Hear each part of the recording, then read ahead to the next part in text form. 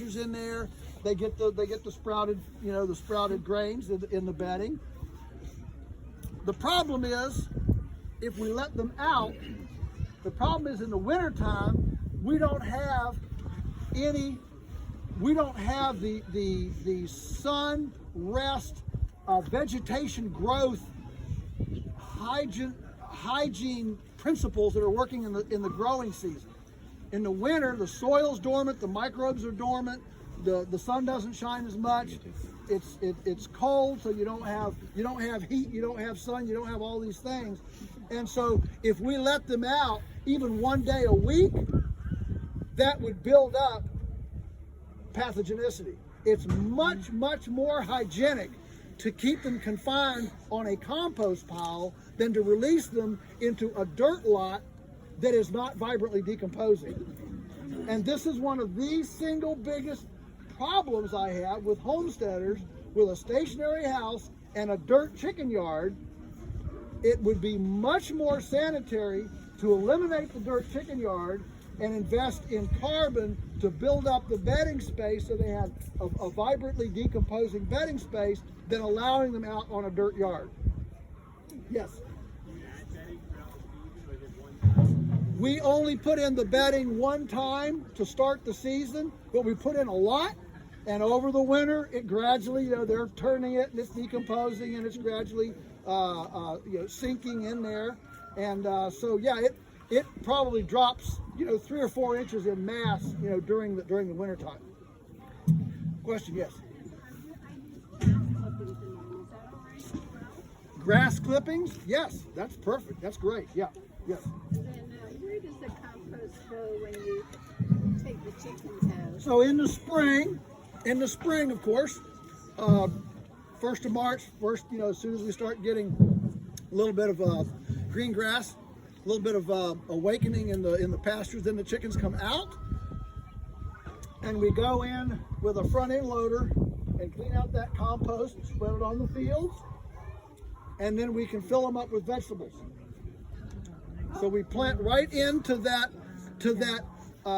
insect control. The chickens have eaten all the bugs and everything in there in the winter, so it's nice and clean and hygienic to go in with plants. Go in there with vegetables in the spring, so we can raise vegetables all through the summer, and then in the late fall. So we don't clean out all the dead tomatoes and cucumber vines and all that. We just leave it in there, and the chickens incorporate it into the bedding, and they just compost it, and it all just works.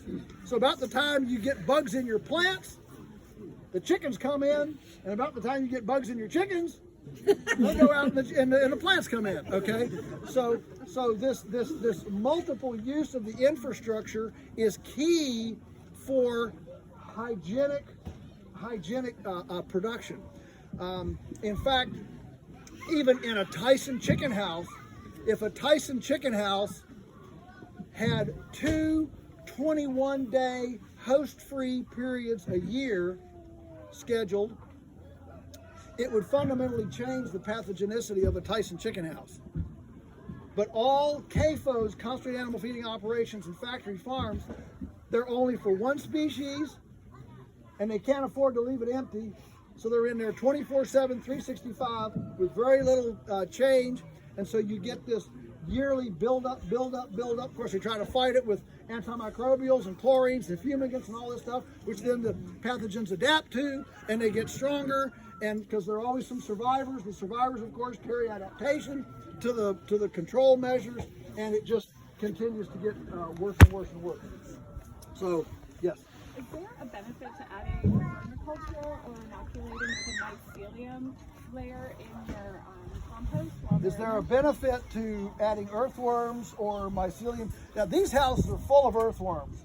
The earthworms just naturally come in this. Now, you could get more earthworms if you wet it down more, if it were more damp. So we get a lot of earthworms under the rabbits because rabbits pee. This may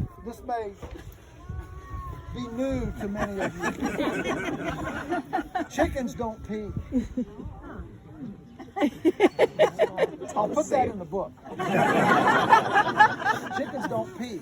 That's why chicken manure is considered hot, because the carbon-nitrogen ratio in chicken manure is 7:1. In all the other animals, the animals that pee, non-birds, the animals that pee, most of the ammonia, the nitrogen, is in the urine. Cows and pigs and goats and sheep, all that, rabbits, it's all in the urine. And so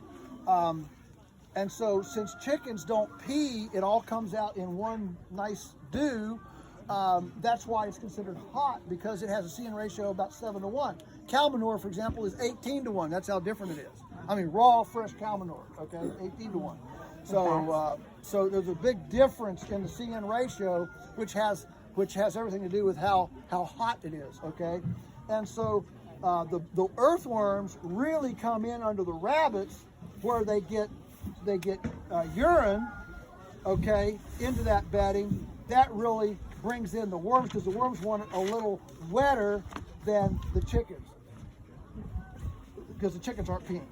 So where the rabbits aren't, it tends to be drier than where the rabbits are, because the rabbits pee. Okay?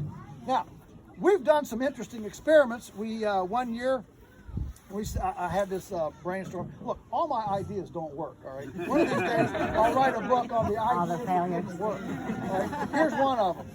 So I said, well, let's put a worm bed down under the rabbit cages, and we'll with concrete blocks, and we'll make wire cloches, okay, so that the rabbit manure goes into the worm beds, all right. And but I didn't stop there. I'm always ready to go to the next. All right, so I said, all right, what we want to do is we want the chickens to get fresh sprouted grass, fresh sprouts in the wintertime. This is before we started doing the bedding thing like we do now. And so we made 4-foot segmented cloches, so we could pull off one a day. So they're all down one edge, and we could pull off one a day. And we put rye seed in there. The rye could sprout, and it would sprout up to the height of this cloche. Every day we'd tip one off, and the chickens then could eat worms and sprouted rye 4 feet a day, okay? And you just rotate through. It worked great for a month, and then it got really, really cold. And the worms went away, and the rats moved into the worm beds to eat the grain. And we had a plague of rats, okay? So, not every idea works. So when we put the wood furnace in, when we put that in years ago, one of the reasons we put it there was so that we could run a separate hot water hose through worm beds to keep them warm enough so that the worms would stay functional and all that. Now, I still don't know if rats would come, but anyway. How did you get rid of the rats? How did we get rid of the rats? Well, in the spring when the chickens came out, we dismantled the worm beds and we had a rat killing. I mean, we had them laid out like, yeah.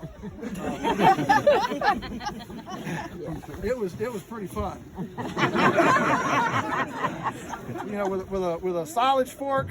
Rats in the daytime. Rats are pretty. You ever chase down a rat in the daytime? They're pretty ungainly. At night, boy, when they get on the door jambs and the ceiling joists, they're pretty creepy. I've had them fall on me and all that.